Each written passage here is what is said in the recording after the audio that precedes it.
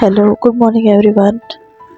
आज की वीडियो में हम नेट की एकदम 1 साल की ब्यूटीफुल फ्रॉक बनाना सीखेंगे, जिसके लिए हमने बैक पार्ट और फ्रंट पार्ट दोनों फैब्रिक एक साथ रखे हैं। उस पर हम अंदर की ओर से सिलाई लगाएंगे। यहाँ पे हम स्लीव्स नहीं लगाने वाले, तो स्लीव्स की जो जगह है वहाँ पे भी हम सिलाई लगा के उसे उलट साइड में फोल्ड कर देंगे।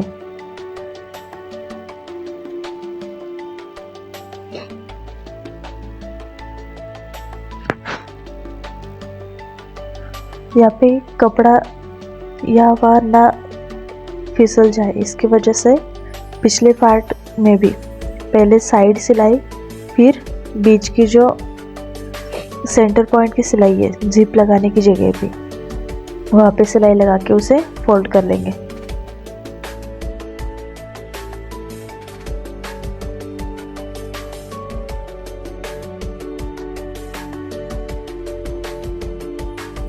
सिलाई के बाद जहाँ पे राउंड नेक आता है या स्लीव्स का जो पॉइंट है वहाँ पे छोटे छोटे कट लगाएंगे, जिससे वो जो फोल्ड होता है तो फिनिशिंग अच्छी रहती है। दोनों पार्ट सेम तैयार कर लेंगे, राइट और लेफ्ट का। पिछला वाला पार्ट है जहाँ पे चेन लगानी है, तो हमें वहाँ पे ध्यान रखना है कि दाएं और बाएं दोनों साइड एक दूसरे से जुड़ने चाहिए। अलग अलग आएंगे तो आपको वहाँ पे सिलाई निकाल कर फिर से सिलाई लगानी होगी। तो सिलाई लगाते वक्त, मतलब फर्स्ट टाइम जब आप वहाँ पे दोनों फैब्रिक जोड़ते हैं तो उसी समय ध्यान रखना होता है कि सही है या नहीं। ये देखिए, अच्छे से हमारे दोनों पार्ट जुड़ गए। अभी अगला पार्ट भी रेडी कर लेंगे। यहाँ पे मैंने पहले भी बताया था कि हम स्लीव्स नहीं लगाने वाले हैं, तो उसी वजह से स्लीव्स लगाने की जो जगह है उसे हम अंदर की ओर फोल्ड करेंगे।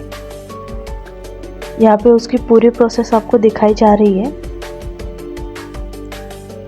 आपको अगर इंस्ट्रक्शन समझ में ना आ रही हो तो आप वीडियो देखकर भी आपका काम कर सकते हैं।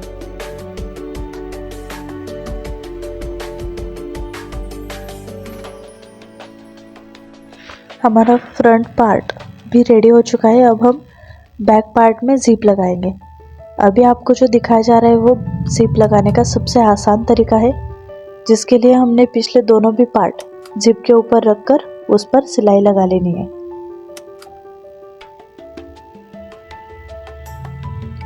हिडन जिप लगाने का भी एक अलग तरीका है। अगर आपको सीखना हो तो कमेंट सेक्शन में ज़रूर बताइएगा।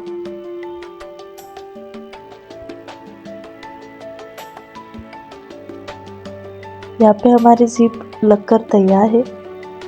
वहाँ पे ऊपर की जगह जहाँ पे आपको ओपन दिख रहा है वहाँ पे हम बाद में हुक लगा सकते हैं, हुक या टच बटन। अभी हमें दोनों शोल्डर एक दूसरे से अटैच कर लेने हैं। आपको एक बात का ध्यान रखना है कि दोनों जो शोल्डर है, जो पट्टियाँ है शोल्डर की, वो एक जैसी आनी चाहिए।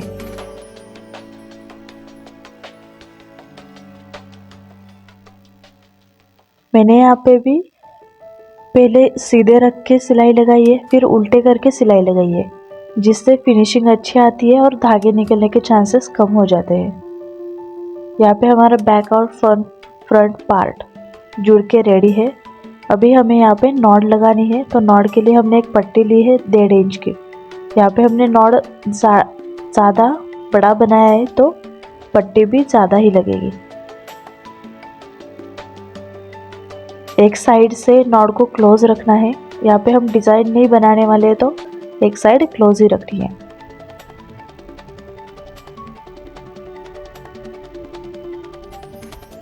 यहाँ पे मैं सुई का इस्तेमाल करके नॉट रेडी कर रही हूँ।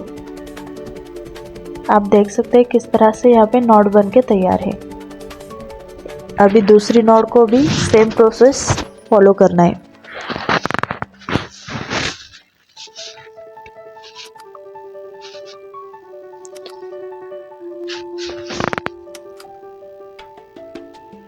नॉट लगाते समय आपको ध्यान रखना है कि जो आपकी शोल्डर की ओर की जो पट्टी है वो एक साथ जुड़नी चाहिए, ऊपर नीचे ना हो पाए।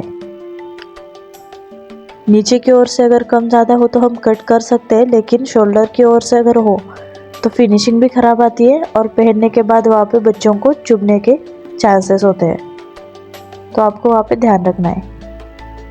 हमारा ऊपर वाला पार्ट अभी रेडी है। अभी नीचे की फ्रिल हम बनाने वाले हैं, तो उसके लिए जो नीचे की पट्टी है उसे सिलाई लगाकर जोड़ लिया है और उसके बाद हम यहाँ पे 1-1 इंच की छोटी छोटी फ्रिल तैयार करके सिलाई लगा लेंगे।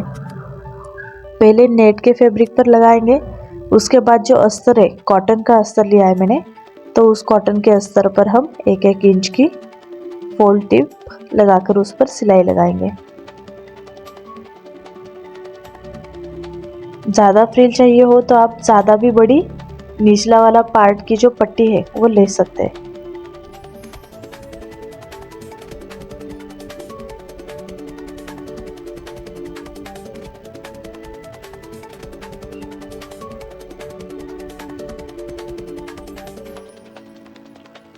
जो प्रोसेस आप नेट के फैब्रिक पर यूज़ करेंगे वही प्रोसेस आपको सेम अंदर का जो अस्तर है कॉटन वाला फैब्रिक, तो उस पर भी अप्लाई कर सकते हैं। इसके बाद हम जो निचला पार्ट है वहाँ पे फोल्ड टिप लगाएंगे जिससे धागे ना निकले। आपको अस्तर और नेट फैब्रिक दोनों पर भी ये अप्लाई करना है।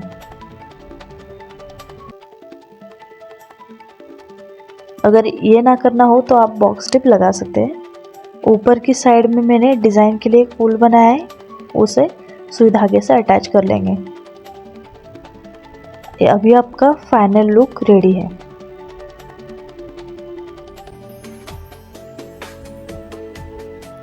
आप देख सकते हैं कितनी ब्यूटीफुल फ्रॉक बनके तैयार है।